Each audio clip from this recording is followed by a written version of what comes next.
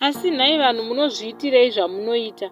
Nhasi ndanyara vedu wee, yemarelationship evanhu haidi kupindirwa chokwadi. Sahwira kana uri pano wakaoma shuwa. Munhu aive achindiudza, haagoni kupfeka, handichamudi, akaomerwa, aiwa zveshuwa ndozvaari, zveshuwa mukomana wacho ndichitomuti, aiwa musiye, asi dai wambomubatsira. Ukaramba uchiti waane nguva haadi kuchinja, anowana zvekumahure. Iye asikana kutofurirana kumutuka zveshuwa, zvevakadzi anowanza, kwakuuya kubasa achidayira foni yechimwe chimoko, kwakutinyepera hanzi hama, sahwira wangu, kwakumudzinga achingoenda kwakutukirira nekutomuramba.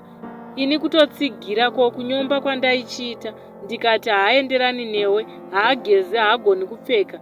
Aiwa ndakataurisa, only to find out nhasi nhamba yasevhwa zvekuti baby netumahatsi. Ini pamwe ndakakanganisa kuona, kozi ndaona profile pic, azongotanga nyaya ega, afonerwa hanzi akakumbira aruregerero.